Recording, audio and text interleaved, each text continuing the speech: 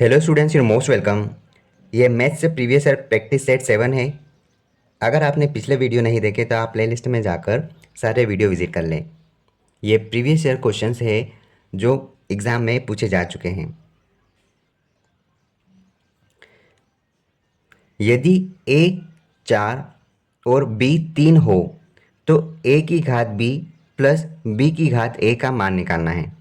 देखो, हमें दिया है a का मान 4 और b का मान 3। इक्वेशन दी है a की घात b और b की घात a, इसका वैल्यू निकालना है। हम इनका मान रख देंगे। a की घात b मतलब 4 की घात 3 प्लस b की घात a मतलब 3 की घात 4। इनको सॉल्व कर लो। 4 चौक 16, 16 चौक 64। ये कितना हो जाएगा? 3 तिया 9, 9 तिया 27, 27 तिया 81। और आप जोड़ोगे तो कितना होगा? 4 और 1 5, 8 और 6 14, 145 इसका सही आंसर है। Option B is right. एक भिन्न के अंश और हर का योग 11 है। यदि अंश में 1 जोड़ा जाए और हर में 2 तो यह संख्या 2/3 हो जाती है। हमें भिन्न पता करना है। देखो, हम मानते हैं कि कोई अंश होगा x और हर होगा y, तो इन दोनों का जोड़ कितना हो रहा है? x प्लस y बराबर 11। ये इक्वेशन 1 मान लेते हैं। फिर कहा है कि यदि अंश में हम 1 जोड़ा जाए तो यहाँ पर हम 1 जोड़ देंगे और हर में 2 घटाया जाए। हर में हम 2 घटा देते हैं तो ये भिन्न क्या बन जाएगी? 2/3 हो जाती। बस आप इसे सिंप्लीफाई कर लो। 3 का गुणा अंश में होगा तो कितना हो जाएगा? 3x धन 3। 2 का गुणा हर में होगा तो हर इधर की ओर आ जाएगा तो कितना हो जाएगा? 2y minus 4। आप x और y की वैल्यू को अलग कर लो। 3x माइनस 2y, यहाँ पर ये हो जाएगा -3 और -4 हम डायरेक्ट लिख रहे हैं -7, क्योंकि -3 इधर की ओर होगा, इधर प्लस में है तो -3 और -4 -7, और बड़ी संख्या माइनस की है तो बड़ी संख्या का चिन्ह माइनस का आएगा। ठीक है, ये हमारा सेकेंड इक्वेशन हो गया। अब देखो, हम इस इक्वेशन में यहाँ से x या y की वैल्यू निकाल लेंगे। अगर इसमें से हम y की वैल्यू या फिर x की वैल्यू निकालते हैं तो हम इसको इस तरीके से बिल्कुल लिख सकते हैं। ठीक है, इसका मान हम इस इक्वेशन में रख देते हैं। जैसे इक्वेशन है 3x माइनस 2y बराबर -7। x का वैल्यू यहाँ पे रखो 3 गुणा में 11 माइनस y माइनस यहाँ पर है 2y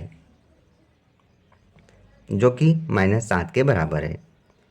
यहाँ पर हम गुणा कर रहे हैं 33 minus 3y minus 2y minus का 7। अब हम ये माइनस माइनस को जोड़ देंगे तो -5y। 33 इधर चले जाएगा तो माइनस में हो जाएगा। देखो, माइनस में 33 हुआ और माइनस में 7 है तो माइनस का 40 हो जाएगा। ठीक है, इधर ये प्लस से माइनस में हो जाएगा, चिन्ह दोनों कट जाएंगे। 5 की टेबल से ये कटेगा 8 बार, तो आप कह सकते हैं कि y की वैल्यू 8 है।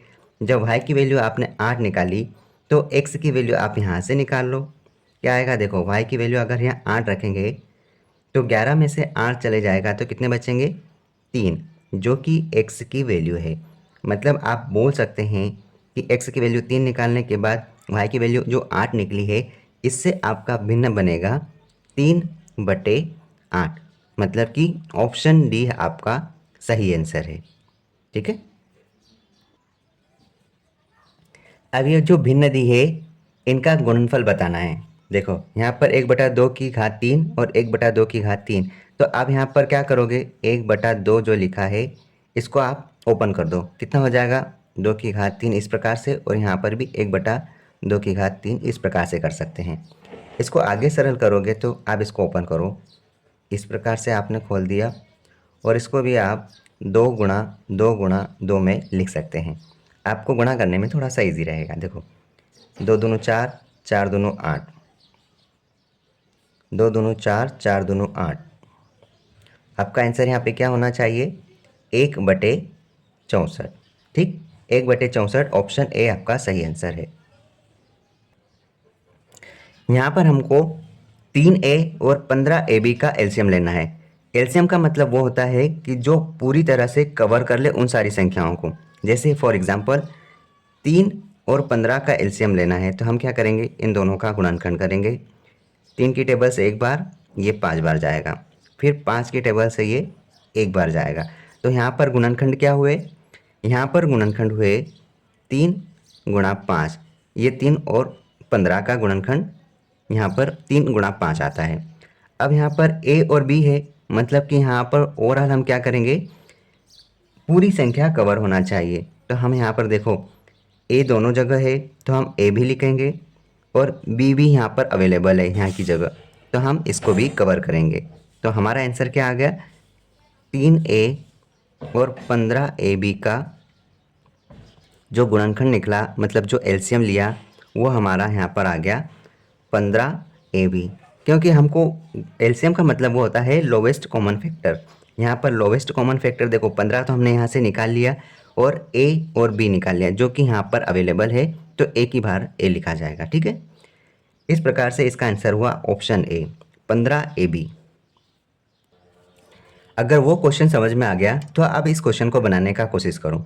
देखो यहाँ पर संख्याएं क्या दी है, 15b का वर्ग c, 10a का वर्ग b और 20c का वर्ग d। अब हम यहाँ पर 15, 10 और 20 का एलसीएम ले लेते हैं। यहाँ पर 2 की टेबल से 5 बार और ये 10 बार, फिर वापस 2 की टेबल से 5 बार चले जाएगा। अब 3 की टेबल से भाग जाएगा और फिर 5 की टेबल से एक बार जाएगा। अब देखो यहाँ पर क्या बचा, 5 या 15, 15 दूना 30, 30 दूनू 60। मतलब आप डायरेक्ट भी बिना गुणनखंड किए ये निकाल सकते हैं कि 15, 10 और 20 का ऐसा कौन सा फैक्टर होगा, नंबर होगा, जो तीनों से भाग चले जा सकता है। तो 60 एक ऐसी संख्या है जो तीनों से भाग चले जाएगा।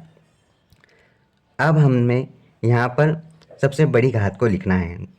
यहाँ पर देखो b की घात 2 है, मतलब इसमें सब कुछ कवर हो रहा है। b की घात 2 भी, b की घात 1 भी आ गया है। अब यहाँ पर देखो आप a की घात 2 लिखो, क्योंकि मैक्सिमम घात 2 है। ठीक है, a को कवर कर लिया, b को कवर कर लिया। अब c देखो, c की घात मैक्सिमम घात 2 है, तो 2 बार c को लिखा और फिर d है। तो आपका आंसर क्या हुआ, 60, a का वर्ग, b का वर्ग, c का वर्ग और d, मतलब ऑप्शन डी आपका सही आंसर है। यहाँ पर देखो न्यूनतम पूर्ण वर्ग जो 3, 4, 5, 6 और 8 से विभाज्य है, तो न्यूनतम पूर्ण वर्ग बोला है, तो हम इन संख्याओं का एलसीएम निकालेंगे। 3, 4, 5, 6 और 8। पहले 2 की टेबल से जाएगा 2 बार, 3 बार, 4 बार, फिर वापस 2 की टेबल से जाएगा 1 बार और ये 2 बार, फिर वापस 1 बार और 2 की टेबल से गया 1 बार। अब जाएगा 1 की टेबल से, 1 की टेबल से नहीं, 3 की टेबल से। अब 5 की टेबल से 1 बार जाएगा। देखो अब हमारे पास फैक्टर्स क्या क्या निकले यहाँ पे, 2 गुणा 2, 2, 3 गुणा यहाँ पर हो गया 5।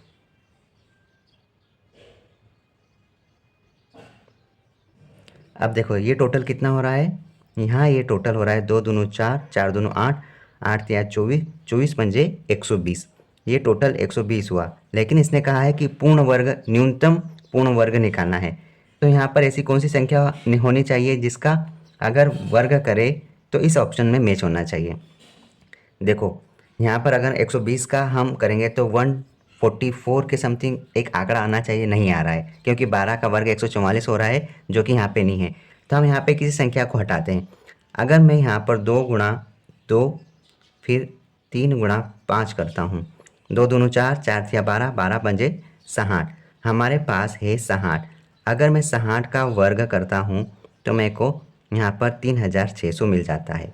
तो यहाँ पर 3600 है, मतलब ऑप्शन डी आपका सही आंसर है।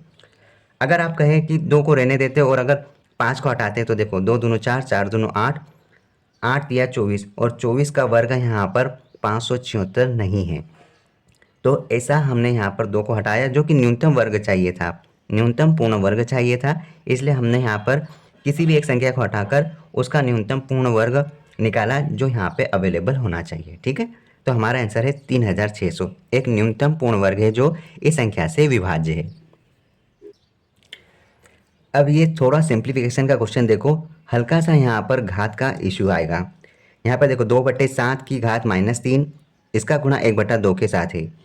यहाँ पर आप गुणा का साइन लगा सकते हैं, और ये जो भी आंसर आएगा इसकी घात -1 है, और इसका भाग 4/9 से करना है आपको।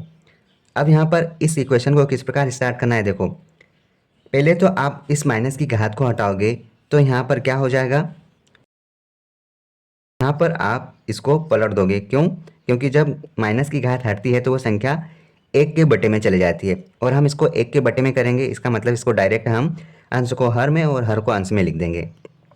क्या हो जाएगा यहाँ पे 7 की घात 3/2, या फिर आप इसको इस प्रकार से भी लिख सकते हैं 1/2 और ब्रैकेट बंद, यहाँ पर इसकी घात -1, इसको भाग देना है 4/49 से।